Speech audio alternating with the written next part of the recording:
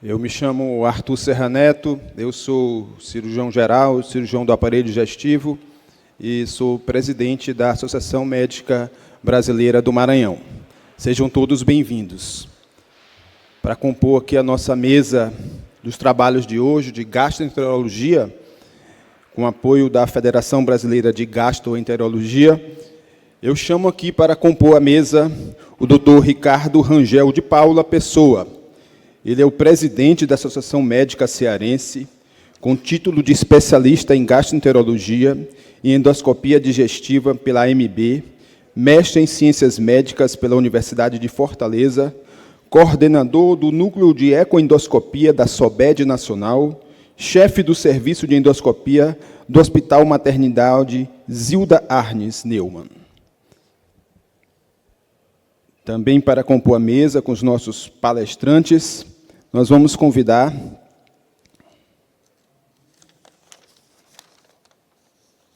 a doutora Marta Degutti.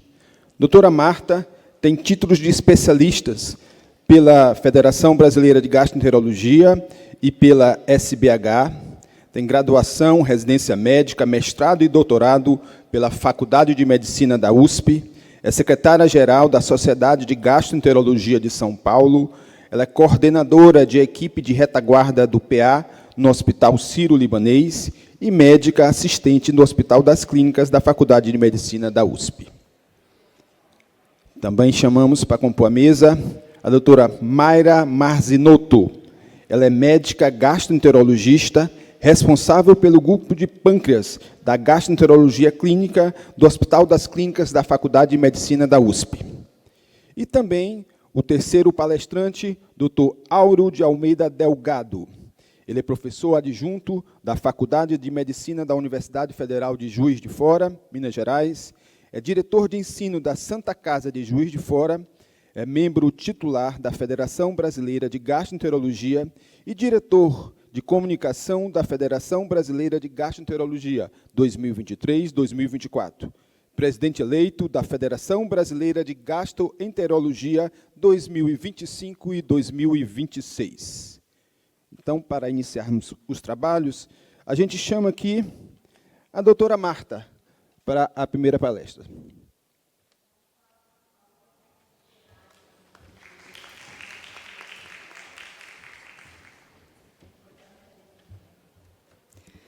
Bom dia a todos. Eu cumprimento aos presentes todos, a nossa mesa aqui, e aos organizadores. Agradeço o gentil convite. Estou muito feliz por estar aqui nesse grandioso evento. E como gastroenterologista clínica e hepatologista, eu vim aqui falar sobre o atendimento ao paciente com ascite no pronto-socorro. Não tenho conflito de interesse relacionados ao tema da apresentação. Bom, para começar, a ascite consiste no acúmulo de fluido peritoneal na cavidade abdominal. É esse terceiro espaço aqui que começa a ser preenchido pelo acúmulo de líquido. Diversas são as causas para a formação da ascite, mas, sem dúvida, a cirrose hepática é a principal causa, tá, em termos de número de atendimentos e também na questão da gravidade. É uma condição de elevado impacto socioeconômico e é a mais comum das 3 complicações da cirrose hepática. E muitas vezes a ascite não só é um evento isolado, mas ele sucede e acompanha essas outras complicações, como hemorragia digestiva e encefalopatia. E, com frequência, vai ser o emergencista, o clínico, né, da linha de frente, e que vai diagnosticar pela primeira vez no serviço de emergência a ascite e também a doença hepática subjacente. Na evolução do cirrótico, nós vemos que a ascite marca um momento de gravidade. Nós vemos que ele vem evoluindo, a doença dele, pode desenvolver varizes silenciosamente, mas no momento em que ele desenvolve a ascite, ele fica mais sujeito a apresentar sangramento e a chance dele de mortalidade aumenta drasticamente. E daí também a importância de reconhecer essa condição para poder fazer a abordagem e o encaminhamento adequado, que vai mudar muito o prognóstico desse paciente. Para nós entendermos um pouco melhor como funciona a ascite do cirrótico, nós vemos aqui né, nesse esquema, a principal via fisiopatológica, que se inicia com a perda, né, da permeabilidade, com o aumento da rigidez hepática, né, na formação da cirrose, em que o fluxo sanguíneo que vem pela veia porta começa a encontrar dificuldade, funcionando num trabalho de hipertensão portal. Essa hipertensão portal torna, então, o vaso mais congesto e estimula a formação das vias de circulação colateral. E também favorece a translocação bacteriana, que consiste na translocação das bactérias que estão no cólon para o líquido acítico. E nesse ambiente de inflamação sistêmica, o paciente cirrótico também fica muito mais sujeito a fazer infecção do líquido acítico, que é a peritonite bacteriana espontânea. E a circulação colateral, que vocês conhecem, né, formação de varizes de esôfago e os vasos de parede abdominal, principalmente, são as marcas mais conhecidas. Mas, além desse regime, né, de congestão, existe também um outro evento acontecendo paralelamente, que, devido à presença do óxido nítrico, o paciente tem uma vasodilatação esplâncnica, tende a ser mais hipotenso, e o organismo passa a interpretar essa questão essa condição como uma hipovolemia. E acionam-se vias de retenção de sódio e água pelo rim. Então, o cirrótico basicamente, antes de formar a ascite, um retentor de sódio e água. E esse conceito aqui também é muito importante de vocês terem em mente, porque quando nós vamos abordar esse hepatopata, mesmo quando ele está hiponatrêmico, nós temos que entendê-lo como um retentor, alguém que tem um sódio corpóreo total aumentado. E é nesse ambiente, então, que forma-se a ascite. Isso é importante porque quando nós formos receber esse paciente no pronto-socorro, nós temos que entender, né, toda essa condição que tem por trás daquela queixa do aumento de volume abdominal. A ascite ela é detectável já a partir de 1,5 litro de líquido acumulado, inicialmente com o abaulamento dos flancos, muitas vezes o volume um pouquinho maior, já perceptível com o anel de Skoda positivo, é uma C6 móvel, ou aqui como nessa imagem, que a ascite já é francamente volumosa e indubitável. E nessa abordagem, então, nós vamos já olhar o paciente pensando como está o padrão respiratório dele, ele está dispneico, tem boa expansibilidade torácica, ele pode ter derrame pleural, que consiste numa toracoascite, né, em que o líquido acítico sobe para o tórax, e geralmente mais no hemitórax direito. Né, vamos estar atentos aos parâmetros hemodinâmicos, se o paciente está descorado, ele pode ter tido hematemes ou melena. Vamos olhar o nível de consciência dele, se ele está orientado temporoespacialmente, a fala lentificada, mais empastada muitas vezes, se ele tem flapping, né, outros sinais de encefalopatia. Se ele tem sinais de infecção, como febre, mas também procurar ativamente erisipela, queixas de infecção urinária ou sinais de infecção respiratória. Vamos buscar também se ele tem estigmas de hepatopatia, como icterícia, ginecomastia, circulação colateral visível em parede abdominal, prurido, né, escoriações, aranhas vasculares, equimoses, se já tem sinais de sarcopenia, né, um paciente já cronicamente mais debilitado, se ele tem anasarca. Porque nesses pacientes, né, frequentemente existe uma condição também de base que levou àquele estado do paciente. Naquele momento em que ele descompensa, ele já tem um histórico, muitas vezes, com muita frequência, hoje em dia, né, de doença hepática gordurosa associada à síndrome metabólica. Então, aquele paciente com gordura visceral, aumento da circunferência abdominal, diabético, hipertenso, se ele é um usuário contumaz de álcool, de drogas ilícitas, de medicamentos de uso crônico prolongado, potencialmente hepatotóxicos. Hoje em dia também a questão dos fitoterápicos, suplementos e termogênicos, tem que ser muito enfatizada aqui, porque usa-se largamente, acreditando que é natural, e muitas vezes são substâncias hepatotóxicas que devemos ter muito mais atenção, cuidado em pesquisar isso ativamente. Vamos checar os antecedentes de hepatites virais, de vírus hepatotrópicos, questionar os antecedentes de cirurgias prévias, de traumatismo abdominal recente, se ele tem histórico de transfusões sanguíneas, e se tem outras doenças sistêmicas, né, neoplásicas ou infecciosas, ou outras condições sistêmicas. Porque, além, como eu falei inicialmente, né, embora a cirrose hepática seja a principal causa de ascite, né, da grande maioria dos casos, que é onde muito mais a nossa discussão está centrada aqui, né, e muitas vezes essa cirrose acompanhada de hemorragia digestiva, suas complicações, né, da cirrose. É também importante lembrar que esses pacientes não necessariamente são cirróticos, né? Outras causas também existem para a ascite, e são causas que devem ser reconhecidas, devem ser investigadas, né, descartadas, porque elas também requerem condutas de emergência específicas que vão fazer toda a diferença na condução do paciente. Então, por exemplo, você tem uma síndrome de Budd-Chiari, pode ser uma insuficiência cardíaca direita, pericardite constritiva, uma pancreatite aguda, hemoperitônio, e síndrome nefrótica, tuberculose, carcinomatose, entre outras causas. Então, isso tudo também tem que se passar, né, na mente do emergencista, nessa abordagem já inicial do paciente com ascite.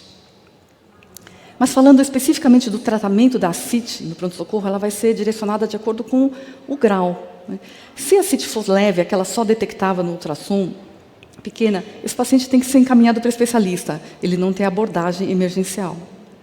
Já em graus 2 ou 3, né, com a ascite um pouco mais moderada, mais evidente, uma distensão mais importante, às vezes até com dor, dispneia, até pela restrição, então esse paciente vai ser abordado. Se a ascite for mais moderada, inicia-se com a dieta hipossódica e diuréticos, e pode-se considerar uma paracentese diagnóstica ou alívio ali, havendo condições.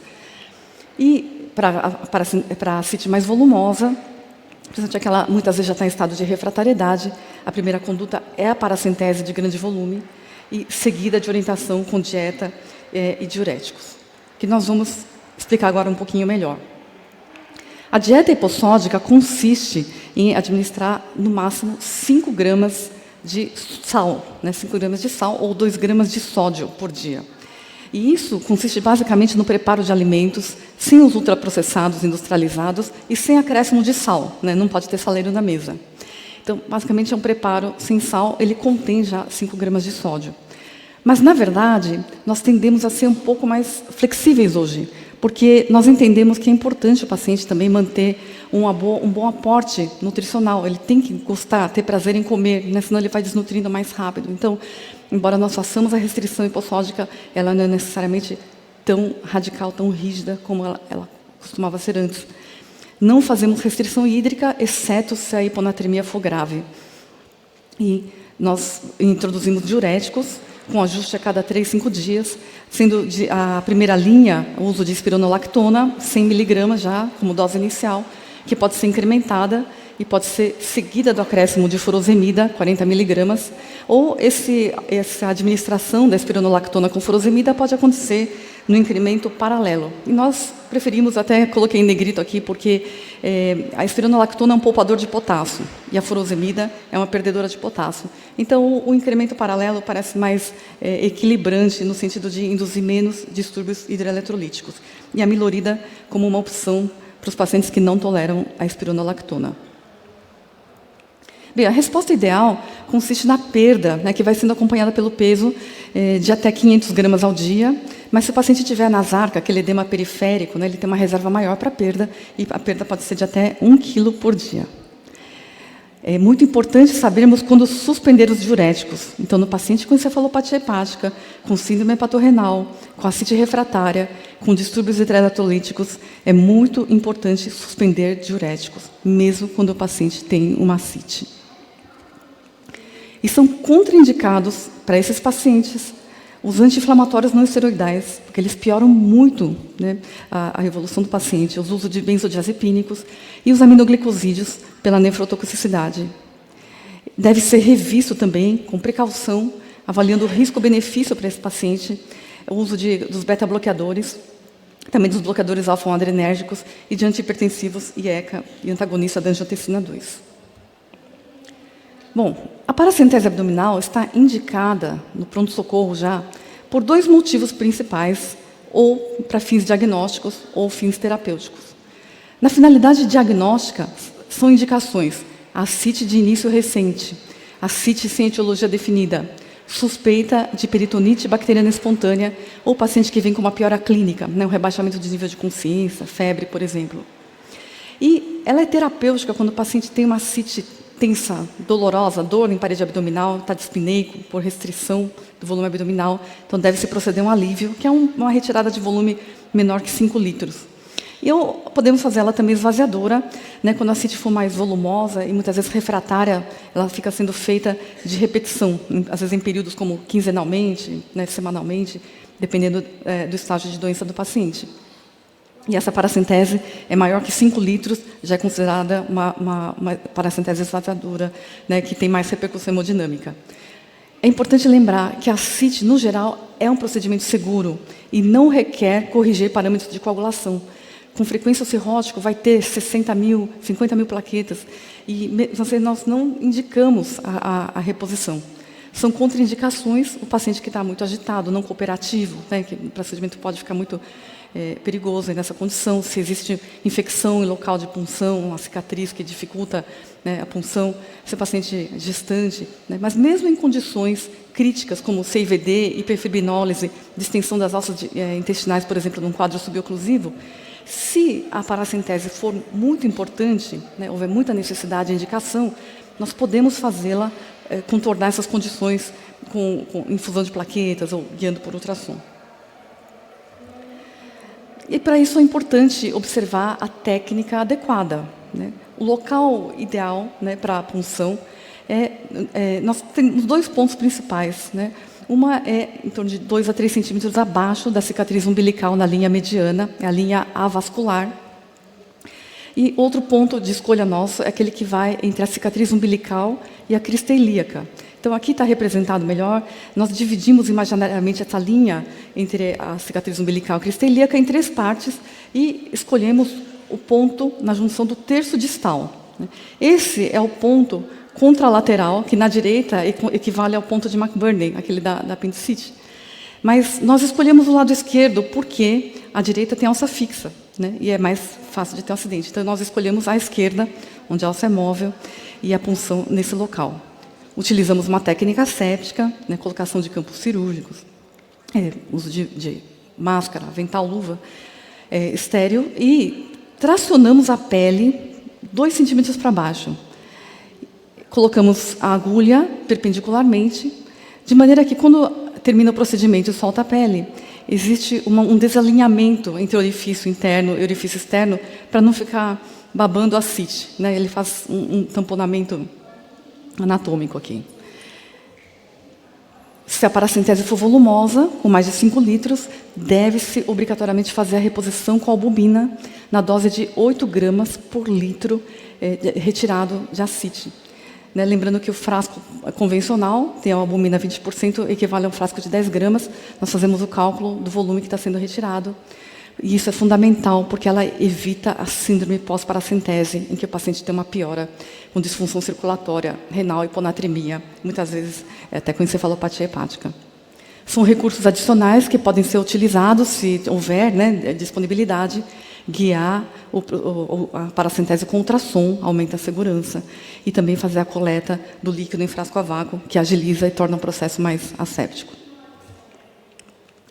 Muito importante, né, que esse paciente deve ser evitada a colocação de dreno no tórax, né? Ele pode fazer toracocentese, não drenagem.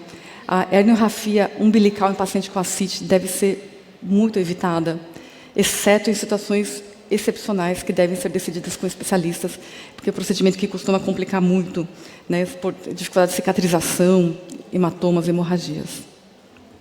O líquido ascítico retirado deve ser feito a contagem diferencial e, se a paracentese for diagnóstica, pode-se fazer a dosagem de proteínas e albumina.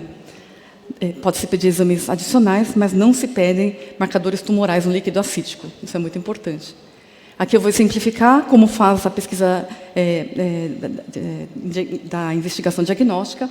No exemplo aqui, o paciente teve o líquido ascítico coletado, dosou-se proteína total albumina, e a gente dosa albumina sérica também para o cálculo do GASA, né, gradiente de albumina soracite.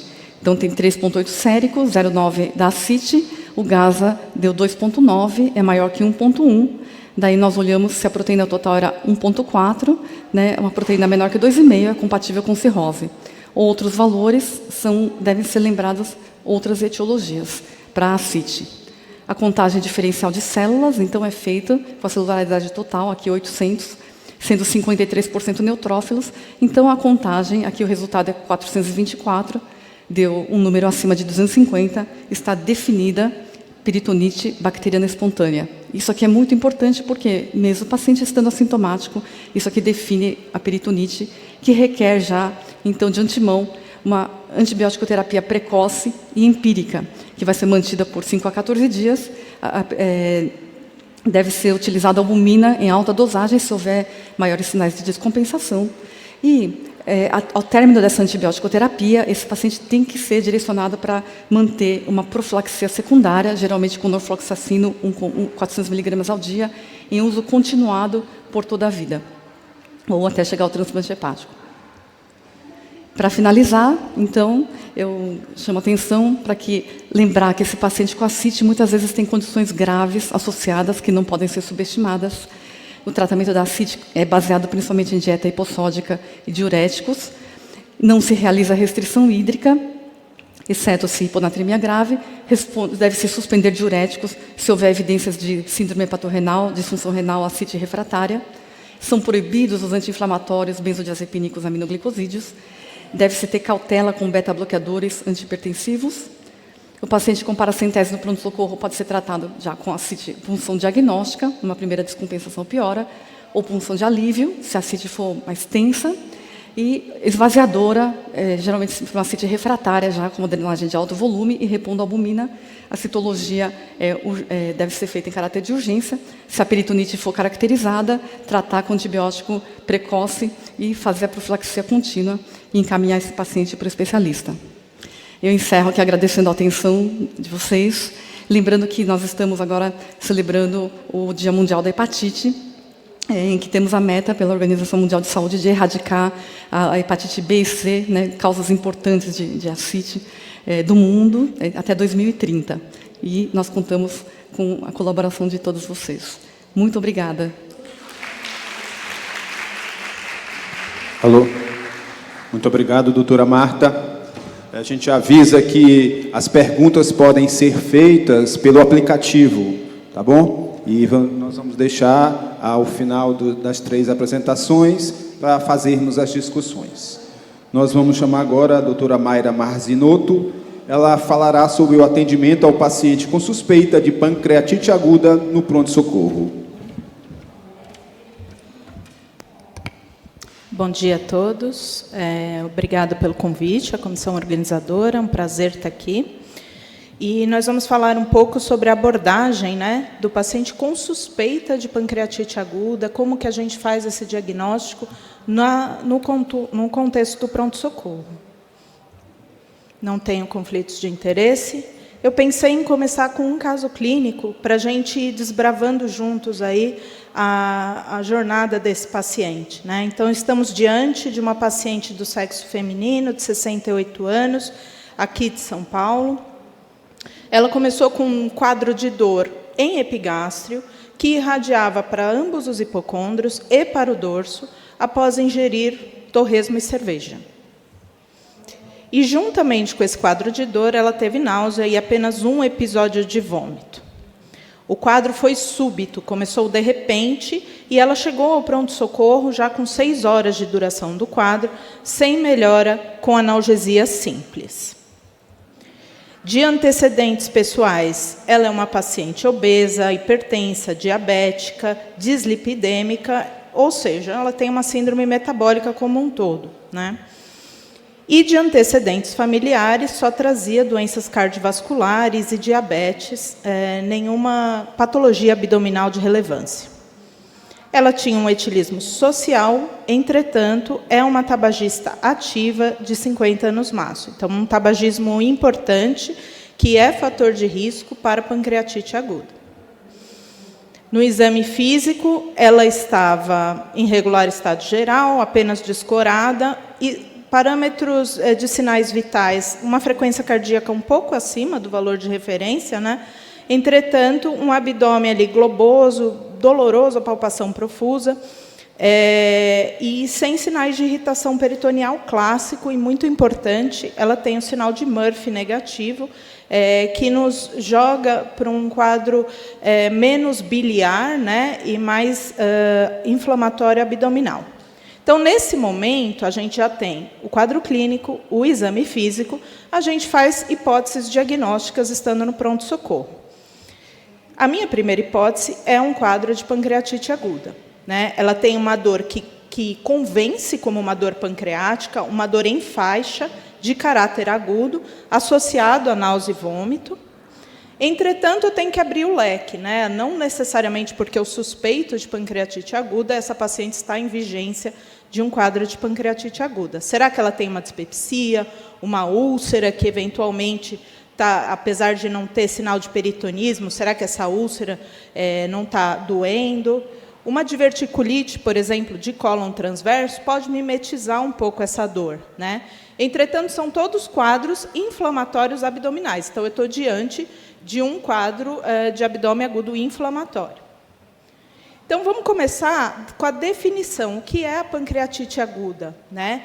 Ela é aquela doença inflamatória do pâncreas que resulta da ativação precoce das enzimas ainda dentro da glândula. Vocês se lembram que as enzimas pancreáticas são produzidas sob a forma de proenzimas e elas só são ativadas no momento que elas saem do pâncreas. Entretanto, no processo de pancreatite aguda, essa ativação ocorre dentro do pâncreas. E você inicia um processo que é o processo de autodigestão pancreática, que é a pancreatite aguda.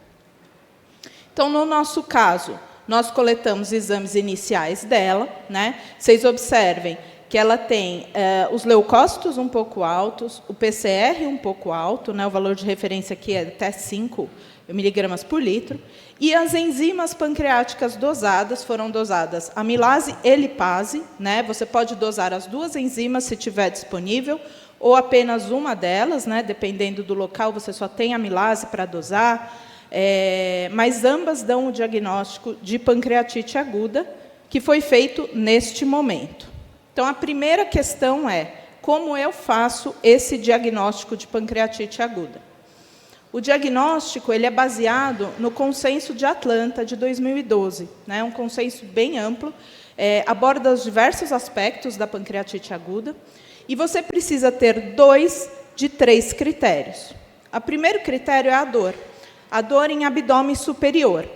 Ele não classifica assim, uma dor que irradia para o dorso, ou uma dor que irradia para o hipocôndrio esquerdo. Não, é uma dor em abdômen superior. Tendo dor, você já preenche um dos critérios.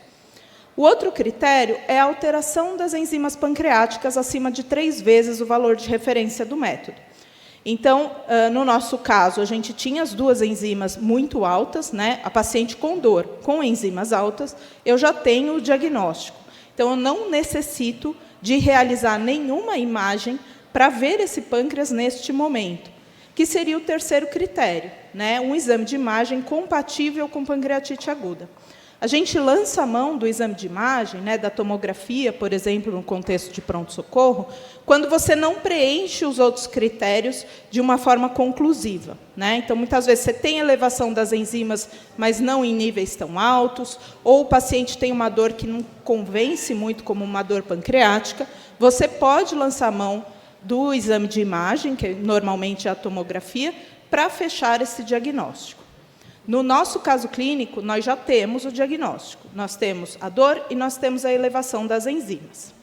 A partir desse momento, nós, num pronto-socorro, nós temos que estabelecer algumas condutas em relação a estadiar a gravidade dessa pancreatite aguda, qual o tratamento de suporte e a busca pela etiologia dessa pancreatite aguda. Então, primeiramente, gravidade. A primeira coisa que nós vamos entender é, este paciente é um paciente para ficar em observação numa unidade, numa enfermaria ou numa UTI. A gente sabe que 20% das pancreatites agudas são pancreatites graves, né? Novamente, a gente tem no Consenso de Atlanta essa classificação. Então, você tem também 3 classificações. 80% das vezes você vai estar diante de uma pancreatite leve, que é quando você não tem nenhuma disfunção orgânica, quer dizer, o rim está preservado, o pulmão está ok, não há disfunção circulatória, não há alteração de nível de consciência, né? Então, você está diante de nenhuma alteração em órgãos à distância e uma pancreatite aguda leve, né? Sem complicações normalmente. Você tem a chamada moderadamente grave, tá? Que é um intermediário aí. São pacientes que muitas vezes se apresentam com alguma disfunção orgânica na avaliação inicial do pronto-socorro, porém tem essa disfunção revertida em 48 horas. Né? Se esse paciente está classificado aí, com essa reversão das complicações, você classifica ele como moderadamente grave. E esse paciente ele pode ter complicações locais, como coleções fluídas peripancreáticas ou necrose pancreática, mesmo assim, é classificado como moderadamente grave. E, por fim, a pancreatite grave, que, ao todo, aí, em 15% das pancreatites, na qual você tem disfunção orgânica, seja ela renal, circulatória, pulmonar ou neurológica, que não reverte após manejo em 48 horas. Então, vocês observem que esse paciente, obrigatoriamente, necessita ficar internado por pelo menos 48 horas, ok? Mesmo as pancreatites graves, em nenhum consenso ou guideline mundial, você tem autonomia ou te autoriza a dar alta para esse paciente, no contexto de uma pancreatite aguda. A segunda questão é em relação ao suporte, que se baseia num tripé: hidratação, analgesia e suporte nutricional. Então, nós temos que, ao mesmo tempo que eu vejo a gravidade desse paciente, coloco ele num ambiente adequado, eu tenho que tratá-lo. Nós não temos nenhum medicamento específico que vá diminuir a inflamação pancreática, né? Então, é um processo autolimitado, mesmo as pancreatites graves são autolimitadas. Entretanto, eu tenho todo um tratamento de suporte para dar para esse paciente. Acho que a questão que mais se alonga aí no tratamento hoje é a hidratação. Antigamente, havia-se a necessidade de uma hidratação intensa, muito vigorosa, nas primeiras 24, 48 horas.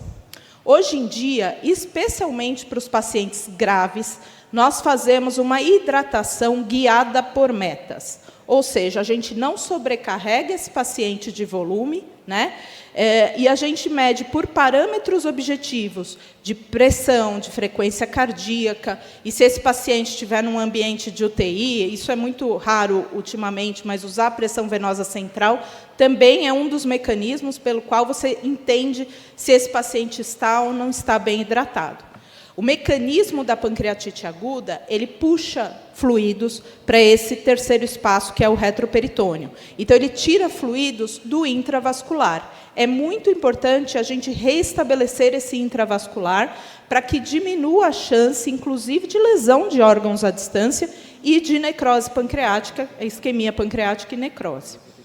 Então, a recomendação hoje de todos os guidelines é a hidratação guiada por metas. Eu acho que a maneira mais simples e mais tranquila de fazer essa hidratação é através do débito urinário. Então, se esse paciente tem o débito de 0,5 a 1 ml quilo-hora, nós estamos diante de uma boa hidratação.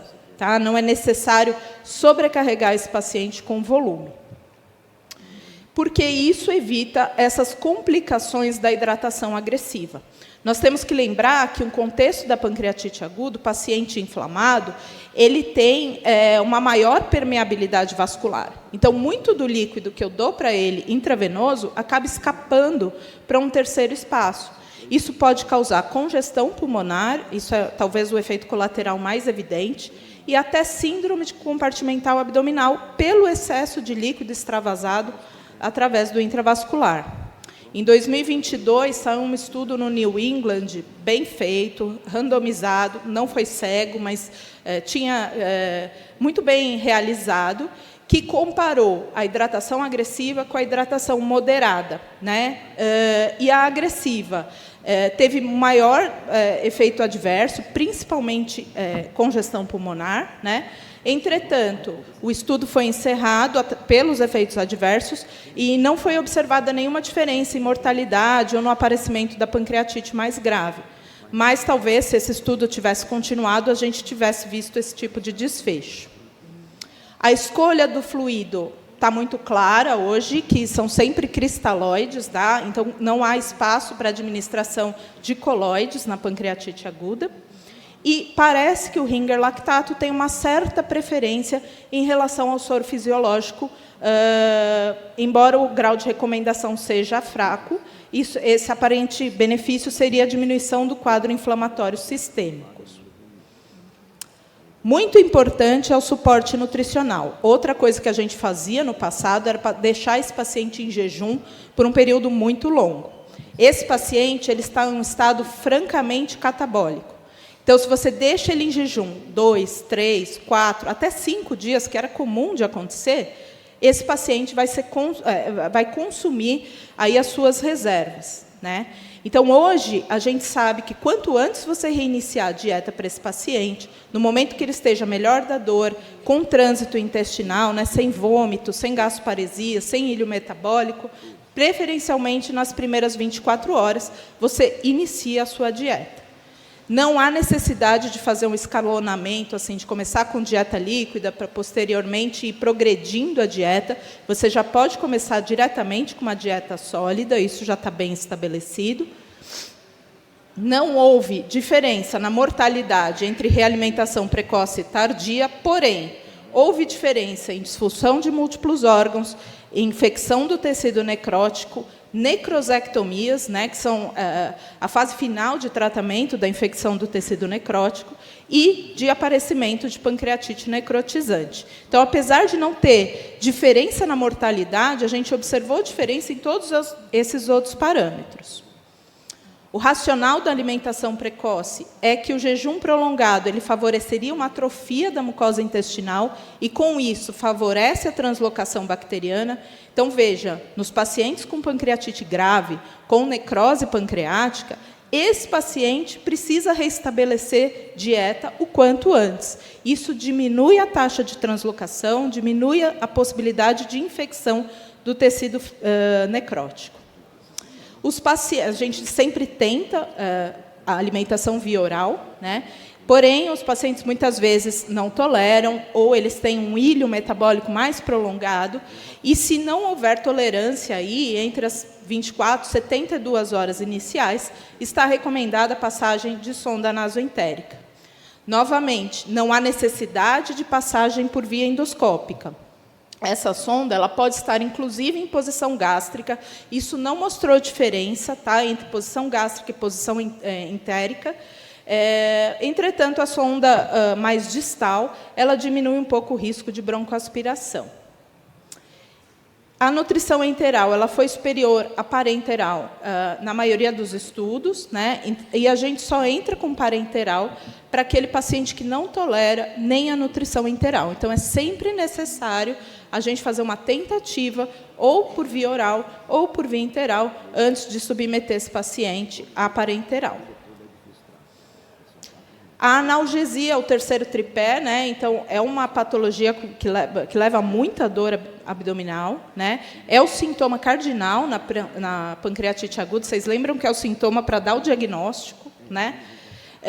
Então, a gente trata a dor conforme necessidade, né? Então, podendo usar analgésicos, opioides, anti-inflamatórios, nós, gastroenterologistas, não gostamos, mas é uma possibilidade, né? Não há nenhuma evidência, antigamente também se dizia que não podia se dar opioides para paciente com pancreatite aguda, que aumentaria o tônus do esfíncter de Oddi. Isso não é verdade, isso já foi derrubado. Então, se for necessário, você pode usar opioide. E não tem nenhuma evidência que suporte o uso de analgesia peridural. Em paralelo, então, nós estamos cuidando desse paciente, dando suporte para ele, é necessário pesquisar a etiologia da pancreatite aguda para evitar a recorrência do quadro no futuro, né? Então, preferencialmente, na mesma internação, você já começa a procurar o motivo pelo qual ele pode ter tido pancreatite aguda. Sem dúvida nenhuma, a causa campeã é litíase biliar, né, migração de cálculos da vesícula ali para passagem pela papila, causando uma papilite transitória e levando aí uma hipertensão no ducto pancreático. O álcool é a segunda causa mais provável. Existe uma dúvida aí se a terceira causa é a hipertrigliceridemia. Para níveis de triglicérides acima de 1000, isso é considerado um fator de risco para pancreatite aguda, ou medicamentos, né? Eu, particularmente, acho que medicamentos estão um pouco superestimados nas minhas últimas experiências. E, por fim, outras causas, né? Trauma pancreático, que é muito raro também, neoplasias, eventualmente, pancreatite aguda é a primeira manifestação de uma neoplasia pancreática. Existem vírus que causam pancreatite aguda, como Coxsackie, febre amarela, o próprio Covid, e causas idiopáticas, que a gente acaba não descobrindo, né, a etiologia correta. Então, só para terminar, eu vou voltar ao nosso caso clínico. A nossa paciente foi diagnosticada com uma pancreatite leve. Vocês se lembram que o único fator que talvez jogasse ela um pouco para o lado mais grave era a frequência cardíaca um pouco mais alta, porém ela estava em vigência de dor, isso tem que ser levado em consideração. Ela evoluiu com uma melhora da dor em 24 horas, já foi reiniciada a dieta, manteve um total de 4 dias internada, e aí a gente fez uma pesquisa de causa para ela. No ultrassom convencional não foi visto nenhuma litíase, entretanto, hoje nós temos uma outra arma diagnóstica, que é a ecoendoscopia, que viu essa paciente com uma microlitíase de vesícula. Então, essa paciente foi submetida à colestectomia na mesma internação, que é a conduta recomendada para as pancreatites leves, que você julga ser de causa biliar, você preferencialmente faz a colestectomia no mesmo momento da internação. Nas pancreatites graves, os cirurgiões preferem esperar 6 a 8 semanas, até a diminuição completa do quadro inflamatório. Então, é isso que eu tinha para falar, estou à disposição. Obrigada. Muito obrigado, doutora Mayra. Dando continuidade, nós vamos chamar agora o professor Auro Delgado, que falará sobre doença celíaca, desafios do diagnóstico e acompanhamento.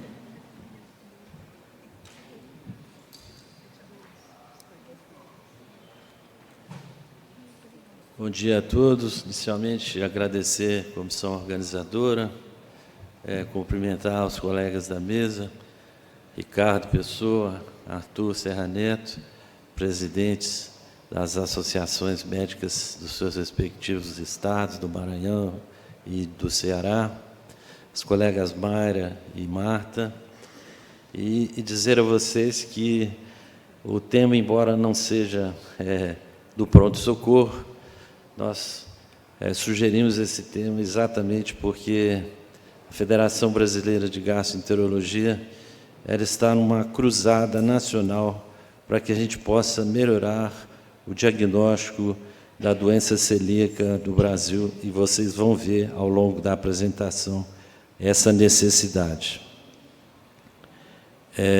Eu não tenho nenhum conflito de interesse com esse tema. E nós vamos começar falando um pouquinho sobre a doença celíaca, que é uma enteropatia inflamatória crônica, imunomediada e sistêmica. Ela comete indivíduos geneticamente predispostos, então você já nasce com essa predisposição genética. E, ao entrar em contato com o glúten, né, seja o trigo, o centeio, a cevada, ou, às vezes, a aveia contaminada, é que vai desencadear, então, todo esse processo imune e a cascata inflamatória.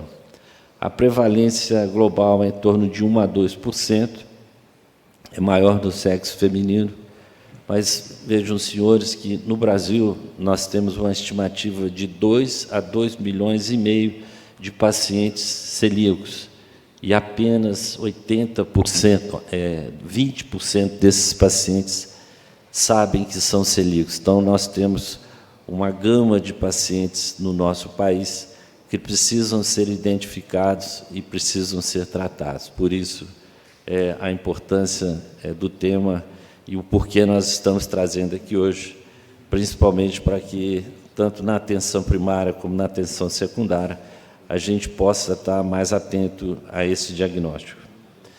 Ela predomina na raça branca e as manifestações elas são intestinais e extraintestinais. As extraintestinais é que dificultam um pouco o diagnóstico.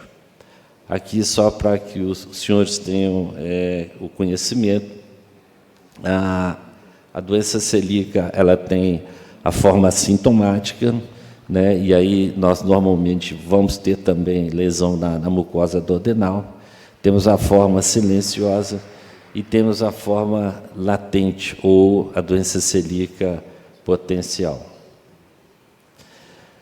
A patogênese ela é complexa, mas envolve a questão genética e o contato com o glúten, que vai gerar, então, tanto a resposta imune adaptativa e inata, e isso, junto com os fatores ambientais, microbiota, determina as manifestações clínicas, sejam intestinais ou extraintestinais, o aparecimento de anticorpos e a lesão da mucosa duodenal, caracterizada pela linfocitose intraepitelial, a atrofia da mucosa e a hiperplasia das criptas.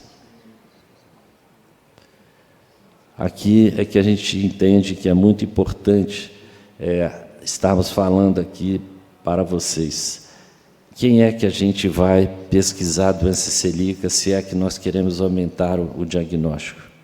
Nós devemos, então, suspeitar de doença celíaca, primeiro naquele paciente que tem alguns sintomas, sejam intestinais ou extraintestinais atípicos, mas que tenha as doenças autoimunes aqui elencadas na coluna da esquerda, seja diabetes mellitus tipo 1. Então, toda criança que desenvolve diabetes tipo 1, a gente deve obrigatoriamente fazer um marcador laboratorial para investigar doença celíaca, e vocês vão ver a seguir que é simples, né, a solicitação desses exames, inclusive eles estão disponíveis na tabela do SUS. Paciente com Hashimoto, com Graves, hepatite autoimune, cirrose biliar primária, colangite esclerosante primária, todas essas doenças que estão aqui, então, elencadas à esquerda. Além de patologias idiopáticas, que também podem estar relacionadas com a doença celíaca, a miocardiopatia dilatada, a ataxia, a neuropatia, as convulsões. E aqui eu abro um parênteses para rapidamente falar de uma experiência que tive agora em Campo Grande, no Mato Grosso. Eu fui ao Campo Grande nessa cruzada nacional para divulgar a doença celíaca e buscar aumentar o diagnóstico, e lá nós escutamos um depoimento de uma jovem de 16 anos que iniciou a nossa apresentação para contar a história dela. E a história dela é que ela nasceu, e aí, aos 6 meses, quando a mãe, de baixa renda, começou a introduzir a dieta, a criança começou a apresentar crise convulsiva. E foi tendo crises convulsivas até os 3 anos de idade, com necessidade, inclusive, de internar em UTI, de ser entubada. Aos 3 anos, alguém lembrou da possibilidade de doença celíaca, e aí, então, fez o diagnóstico com os marcadores, com a biópsia duodenal, e essa criança foi sendo acompanhada ao longo dos 3 até os 10 anos de idade, com repetidas crises convulsivas, com necessidade de internação em UTI, porque era uma criança de baixa renda e que se expunha muito ao glúten rotineiramente. Aos 10 anos, uma pediatra, né, de adultos abraçou a causa dessa criança de 10 anos e passou a, inclusive, fornecer os alimentos adequados para que ela pudesse ficar livre do glúten, da contaminação cruzada. E essa jovem hoje ela tem 16 para 17 anos, saudável, foi lá dar o seu depoimento com resiliência. Então, esse caso chama muita atenção para essas formas atípicas, né, da manifestação da doença celíaca. Lembrar também das doenças autossômicas, né, com alteração do cromossoma, como doença de Turner, síndrome de Down, e assim por diante. Os familiares de primeiro grau, quando vocês estiverem diante de um familiar de primeiro grau, obrigatoriamente a gente tem que fazer a solicitação dos marcadores, porque é mais ou menos de 1 para 10 e de segundo grau mais ou menos de 1 para 39. Então, lembrar de pesquisar também nos familiares. Lembrar que há uma prevalência também de colite microscópica, que é uma patologia inflamatória comum nas mulheres acima de 60 anos, e associação com doença celíaca. Bom, então a gente vai rastrear baseado nos fenótipos. E aí, então, nós temos as formas clássicas, que é a diarreia, bloating, constipação, dispepsia, dor abdominal, má absorção, isso em torno mais ou menos de 30%. A forma atípica, extraintestinal, que é a mais frequente, por isso a gente está trazendo esse tema aqui. E aí, olha, anemia de causa desconhecida, osteoporose precoce, abortos de repetição, infertilidade, baixa estatura, alteração de enzimas hepáticas sem uma explicação condizente, enxaqueca, artralgia, ataxia, tudo isso pode estar relacionado com doença celíaca. Temos também a forma silenciosa e a forma latente. Aqui, então, as manifestações intestinais, gastrointestinais mais comuns, que são o bloating, a diarreia, a dor abdominal, a dispepsia, a constipação, a má absorção, tudo isso são manifestações compatíveis com a doença celíaca. Nós temos as manifestações extraintestinais, e aqui à esquerda, então, a gente tem uma imagem da dermatite herpetiforme, que é característica da doença celíaca, mas outras manifestações, como, por exemplo, fadiga, o paciente tem fadiga inexplicável, pesquisa e não encontra nada, lembrar da doença celíaca, anemia ferropriva de causa também indeterminada, elevação de transaminases, a própria dermatite herpetiforme, enxaqueca, transtornos de humor, atraso puberal, amenorreia, menopausa precoce, tudo isso pode estar relacionado com a doença celíaca. Bom, uma vez tendo aumentado o grau de suspeição, nós temos, então, que partir para os exames. O exame é a dosagem da imunoglobulina A e do anticorpo transglutaminase IgA. Se esses exames são alterados, a gente pode estar, então, diante da necessidade de seguir para fazer uma endoscopia e biopsiar o duodeno. Não adianta pedir gliadina, não está mais indicada. O exame que a gente pede é a IgA, antitransglutaminase IgA, ou, se quisermos e não tivermos antitransglutaminase, podemos pedir o antiendomísio IgA. Isso tudo quando a IgA é normal. Se a IgA é baixa, a gente, então, tem que pedir da classe IgG, para poder identificar. Muito bem. Uma vez feitos esses exames laboratoriais, a gente parte ou não para fazer a endoscopia digestiva. Alguns casos podem gerar dúvidas, e aí a gente, então, poderia lançar mão do HLA-DQ2 e DQ8, que é um teste genético.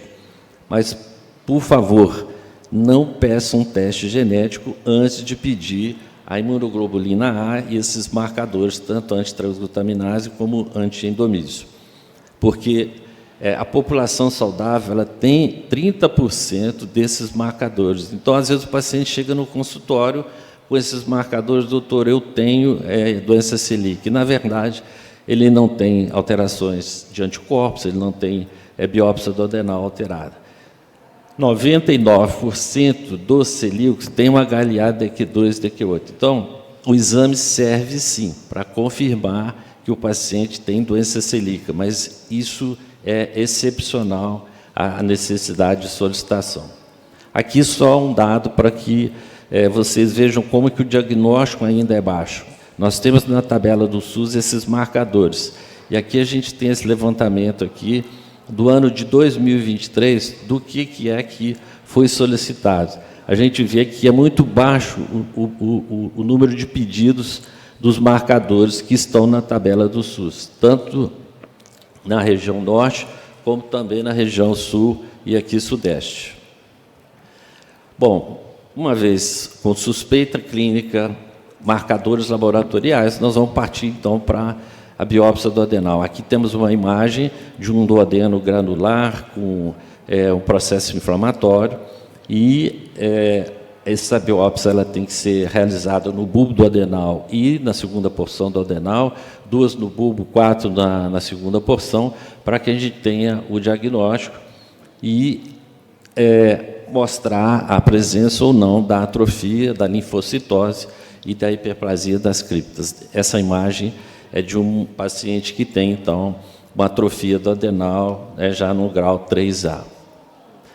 Bom, então aqui, para a gente poder estar chegando à conclusão diagnóstica, eu faço o anticorpo antitransglutaminase IgA e ele é positivo. Então, eu parto para a biópsia do adenal. Se é positiva a biópsia, doença celíaca. Se é negativo, eu tenho que pensar em outros exames, porque esse paciente pode ter uma doença celíaca potencial e ainda não desenvolveu anticorpos.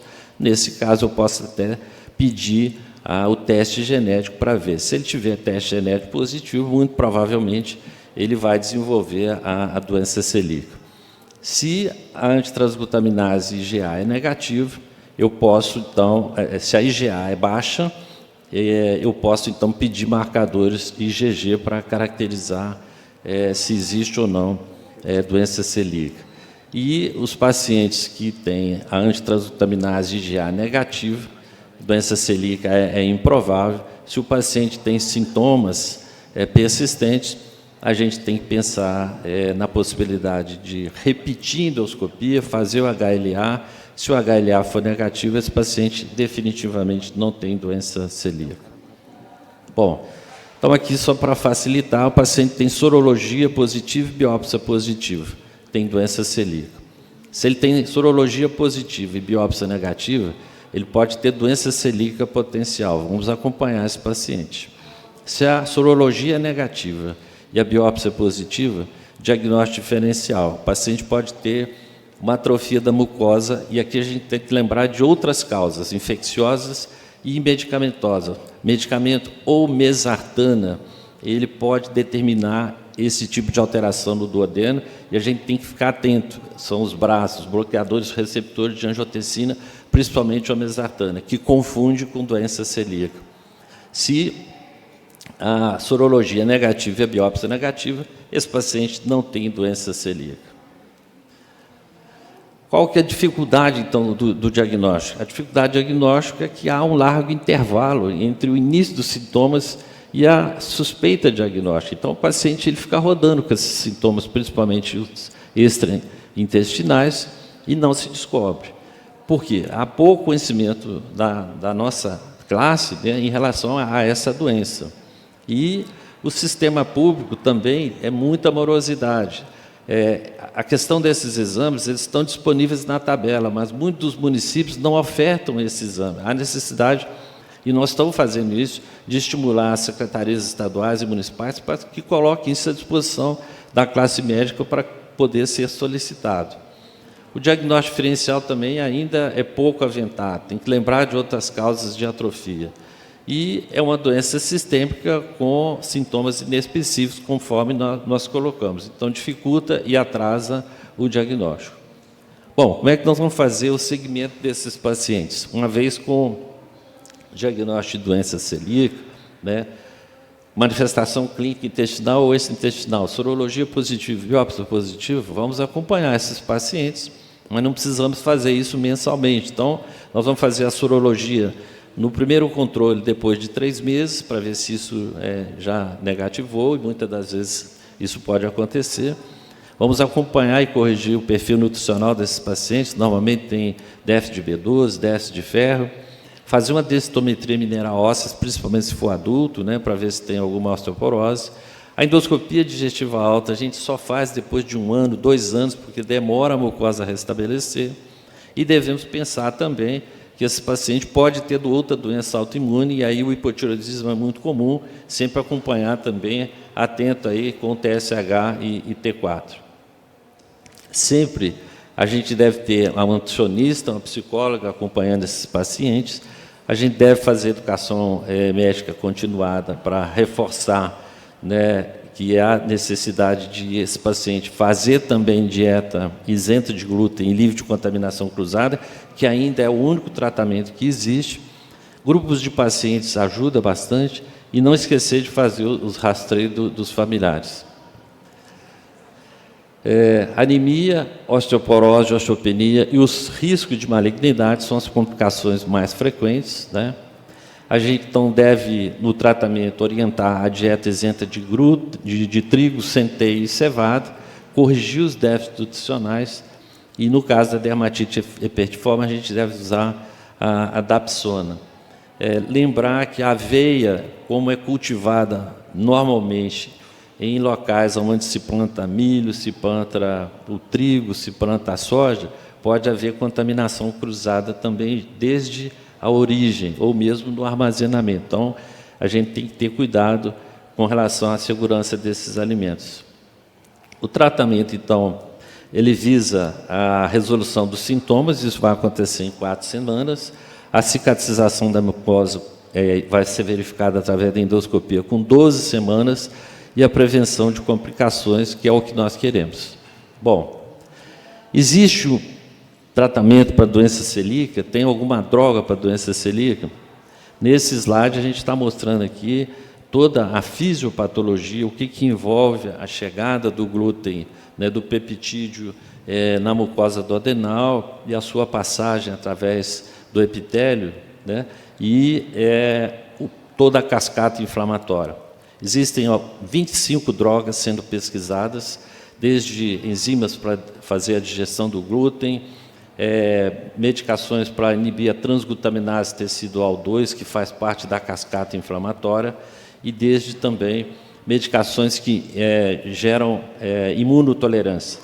Tem 3 drogas que vão entrar em fase 3 de pesquisa agora, inclusive a nossa Federação Brasileira de Gastroenterologia, ela vai coordenar essa pesquisa no Brasil, essa pesquisa é nível mundial, e vão ver se uma dessas 3 drogas possa minimizar a vida dos nossos celíacos.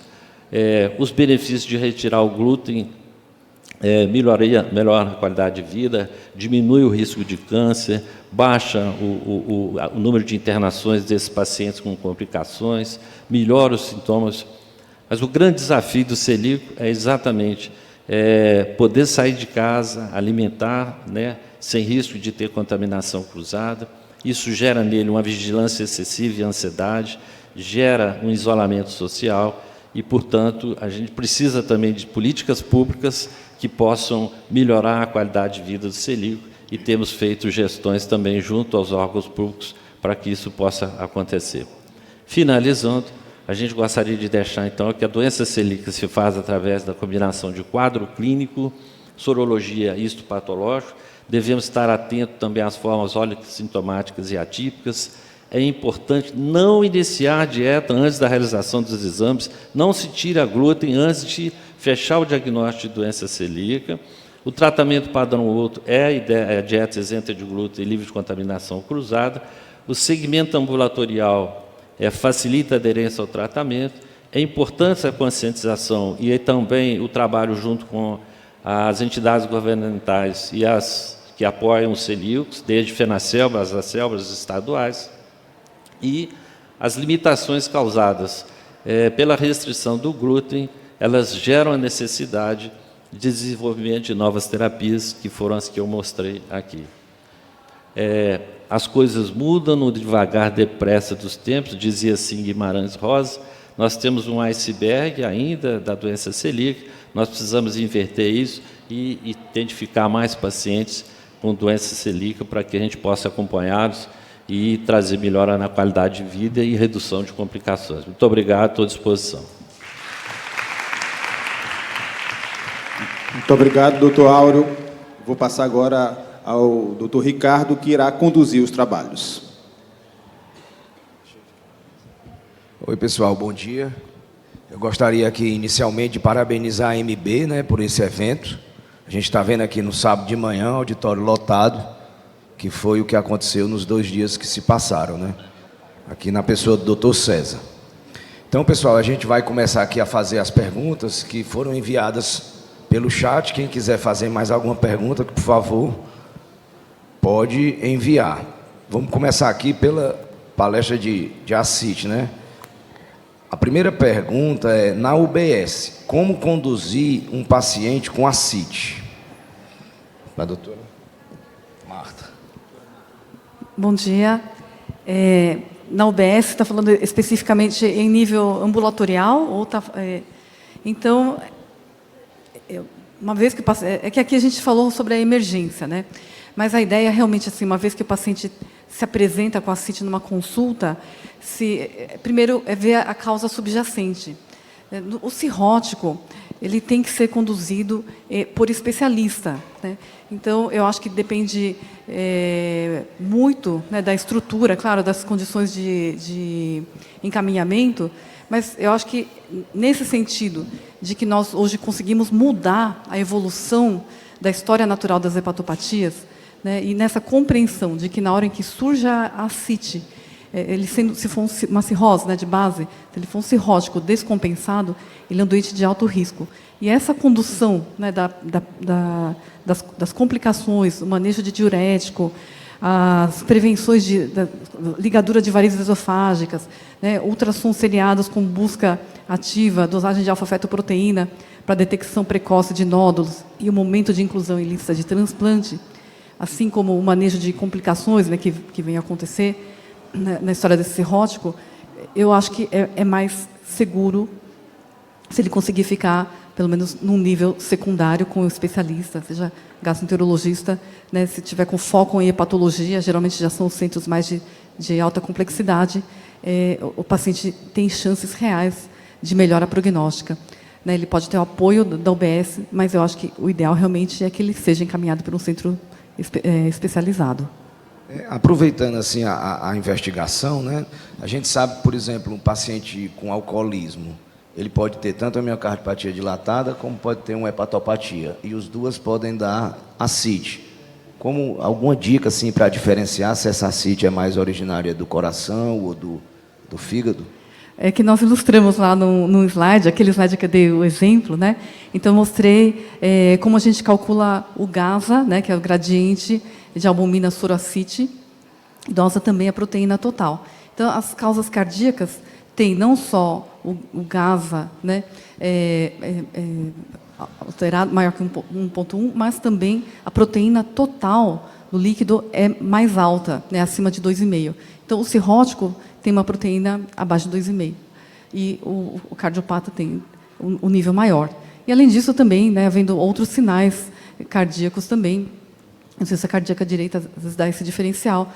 Os pacientes têm mais edema, tem estase jugular, né, e aí também ausculta cardíaca. Então, a gente vai diferenciar. E é muito importante, realmente, daí também aquilo que eu falei na aula, no sentido de não assumir que toda ascite é cirrose, né? Tem grande chance, 75% dos casos vai ser, mas tem esses 25% que tem que entrar no diferencial. Nós temos que estar seguros de que nós estamos lidando com um cirrótico ou não, né? Porque, de todo jeito, são condições que requerem condutas específicas e isso vai fazer toda a diferença, vai ter muito impacto na sobrevida do paciente. A outra pergunta aqui com relação à ascite é sobre a paracentese. Só uma observação, né, que a paracentese é um procedimento, como a doutora Marta falou, bem seguro de ser feito e pode ser feito por qualquer médico, né? Não precisa se chamar um cirurgião para poder fazer uma paracentese, não é isso? A pergunta é o seguinte: como saber quando encerrar a paracentese na emergência?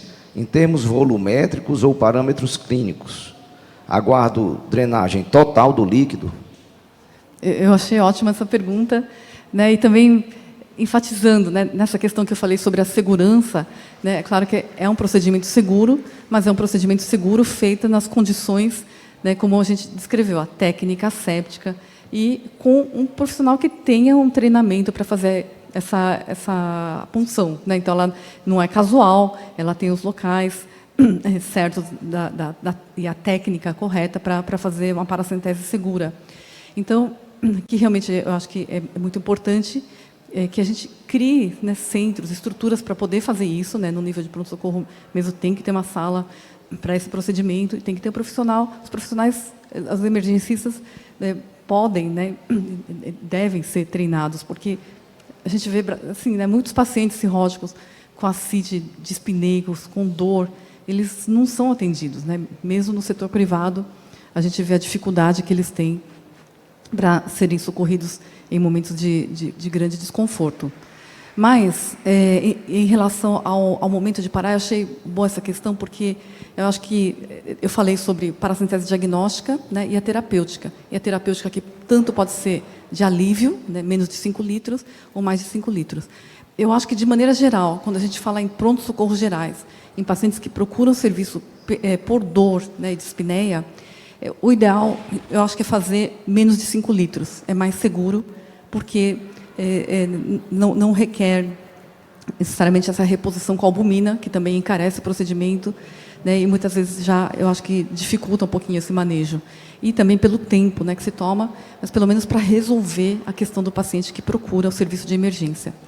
Já as paracenteses de grande volume, eu acho que elas são mais interessantes em centros que tenham melhor estrutura, mais experiência, até porque, se elas induzirem aquela síndrome pós-paracentese, né, o paciente tem mais hipotensão, uma disfunção renal, esse paciente ele tem que ter um suporte melhor, um acompanhamento mais seguro para ele também.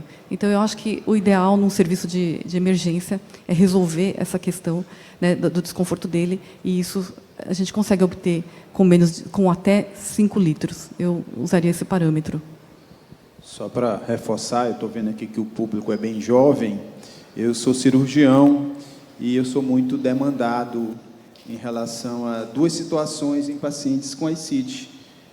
Justamente a paracentese, o doutor Ricardo reforçar que esse é um procedimento que está dentro da matriz de competência da graduação. É fazer paracentese, com técnica séptica, tá, com todo o seu rigor, porque vira e mexe, doutora, como cirurgião, eu estou sendo chamado por peritonite secundária.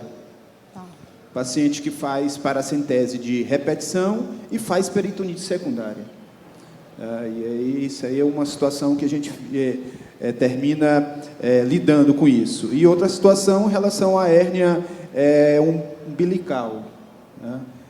Você foi muito feliz em falar que realmente a gente só aborda a hérnia umbilical quando ela está estrangulada. Então, a gente compensa o paciente. Geralmente, esses pacientes são muito desproteinizados. Então, a gente operar a hérnia umbilical eletivamente em paciente descompensado é uma tragédia. Esses pacientes recidivam e é muito complicado. Então, a gente pede para os hepatologistas, para o serviço de gastro, compensar o paciente, melhorar a albumina e a gente opera ele eletivamente numa situação melhor. Então, vocês vão ver muito no pronto-socorro o paciente com hérnia umbilical com ascite, tá bom? Então, assim, está lá a hérnia, está reduzida, tudo bem, pode deixar sossegadinho lá, manda para o serviço de cirurgia eletivo que a gente vai avaliar esse paciente. Muito obrigado. Eu acho que eu concordo totalmente. E eu acho que foi bom lembrar também nessa questão da técnica, né, de fazer a paracentese, que eu acho que preciso também enfatizar isso. Embora eu tenha falado que é um procedimento seguro, e tudo, ele é seguro, né, feito dentro dessas condições. Eu me lembrei de comentar de uma questão que é muito comum a gente ver, né, porque a paracentese é um procedimento demorado, né, e como eu falei, lá ela pode ser guiada por ultrassom, mas a realidade, muitas vezes, a gente costumava fazer, inclusive, no quarto do paciente, no próprio leito do paciente, né? Ou sempre foi, acho que ainda muitos lugares, né? Pode ser que o paciente seja feita a paracentese dessa forma. E é comum também, que eu vi muito isso, que o colega deixa o gelco colocado e fica lá drenando e ele vai embora. Ele fala assim, volto daqui a pouco, sabe? E deixa lá, ou eventualmente deixa algum técnico junto, ou não deixa ninguém, né? Fala para o paciente, daqui a pouco eu volto. Então, isso é uma coisa que não se faz de forma alguma. Né? O paciente, a gente tem uma tremenda responsabilidade, né? Enquanto o paciente está em drenagem, é uma condição, já é um paciente de risco, é um paciente muito frágil, lábil. Né? E por mais que, muitas vezes, esse procedimento comece a se tornar rotineiro na vida dele, né? A gente sempre tem que ter uma tremenda responsabilidade, estar junto do paciente, né, está muito responsável por aquela agulha que está colocada lá, comunicando o meio interno com o meio externo. Um paciente coagulopata, muito suscetível à infecção. Então, a infecção secundária, ela não ocorre se ela for feita, a paracentese for feita em condições ideais. Nós realmente não costumamos ver nos serviços onde nós fazemos isso rotineiramente, mas porque nunca nós deixamos de observar essas condições seguras ideais. Em relação à cirurgia umbilical, também eu fiz questão de fotografar e deixar lá essa mensagem, porque os pacientes com ascite volumosa, crônica, eles queixam muito do umbigo, da hernia umbilical. E eles vão procurar. Tem um paciente assim, que, mesmo em lista de... ele insiste, ele vai procurar todas as possibilidades de que alguém opere aquela hernia umbilical. E alguém não vai resistir, né, aos apelos do paciente, vai ter vontade de operar. Então, você fala assim, não, resista, não opere, né, espera, aguarda, ou direciona para centros especializados, porque essa é uma tragédia anunciada. Ô, Marta, eu acho que é muito importante a gente reforçar também que a paracentese, uma vez tendo sido realizada, a citologia e citometria, o resultado é muito rápido, né? Então, isso estando alterado, já introduzir antibiótico, porque o que a gente busca muitas das vezes é identificar a peritonite bacteriana espontânea, que é uma complicação que pode levar, inclusive, a sepse e outras complicações. Então, acho que, mesmo no pronto-socorro, isso é possível de se iniciar, né? Eu vou passar para outro assunto, porque falta pouco tempo aqui, né? Que realmente muitas perguntas com relação à pancreatite. Foi muito bem colocada a importância, né? Você falou ali na hidratação, das mudanças do médico estar perto do paciente, né? Para poder monitorizar a reposição, né?